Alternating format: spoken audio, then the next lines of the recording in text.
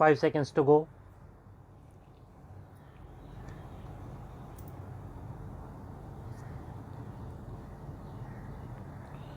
Start.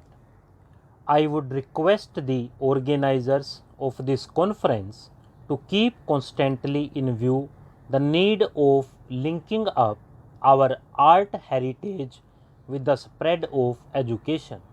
The National Museum can play an important part in educating the masses and the scholars alike.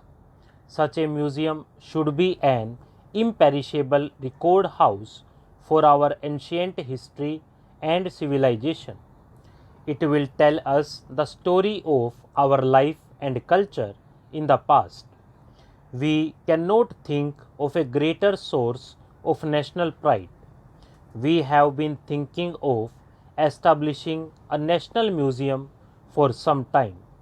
We hoped that it would be possible to go ahead with the scheme after the termination of World War II, but unfortunately inflation and an economic crisis of unprecedented magnitude have stood in the way of achieving our objective. Even in these conditions, we have been allotting some money for the purchase of exhibits for the proposed National Museum from year to year, and we hope to make a further provision for it in the coming budget. During the past 200 years, Indian art objects have found their way to foreign countries in very large number, and we are distressed note that owing to the poverty and ignorance of the people, important art objects and records have gone out of India. We must send a commission to survey and catalogue our national treasures in foreign countries. It is also necessary that art objects in private collections of this country should be surveyed. There is every possibility that even an unassuming cottage may contain treasures important from the historical point of view. Thousands of documents and manuscripts are lying uncared for in this country.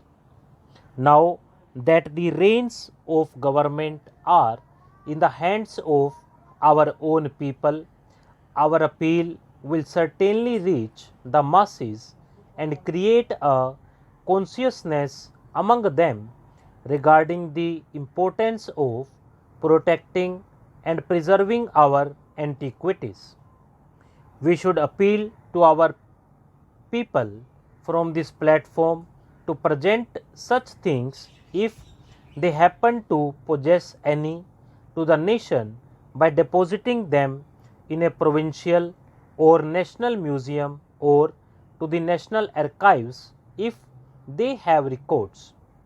This will afford the scholars sift unpublished records and find out their historical or artistic importance. It shall be very useful. The government proposes to appoint 2 commissions to collect art objects in this country and buy those that have gone out from here. I have great pleasure in welcoming you to this 25th anniversary of the Indian Historical Records Commission. During these 25 years, the Commission has done valuable work, of which you will find a brief record in the history of historians who preserve our past through their devoted and disinterested work. I am particularly glad that on this occasion we have among us representatives of other countries. The aim of history is to find out the truth about the past. This is a common human quest, and the presence of members of different nations testimony that Such tasks can be carried out only through the cooperative efforts of men and women, regardless of race, religion, or nationality. 25 years is not a long period judged by the standard of history, and yet the Indian Historical Records Commission has done valuable work in creating a new spirit of research and inquiry among our historians. Members of the Commission have contributed much to our knowledge of Indian past. They have also created a spirit of enthusiasm abroad, and we have had in consequence many valuable studies by foreign scholars on various aspects of Indian history.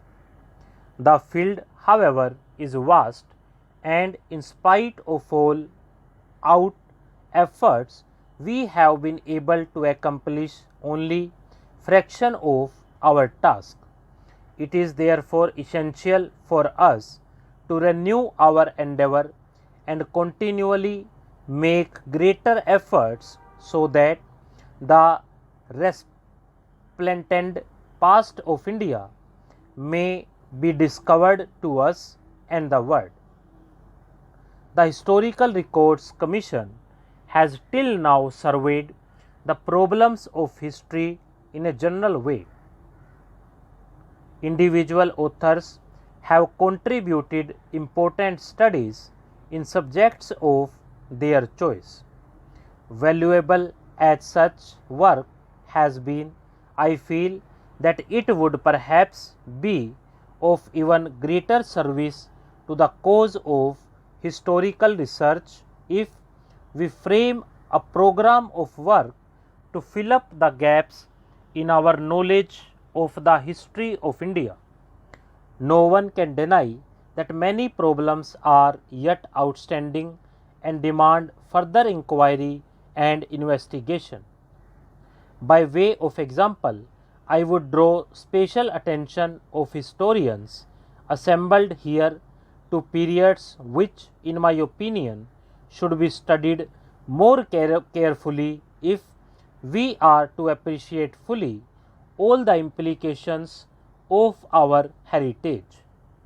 Our ancient past dates back to prehistory and presents many periods that are only imperfectly known. We have to establish relation between different civilizations existing earlier.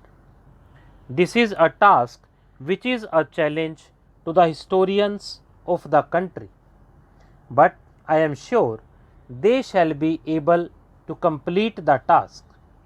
It shall be an monumental achievement for the people of the country and outside. Stop.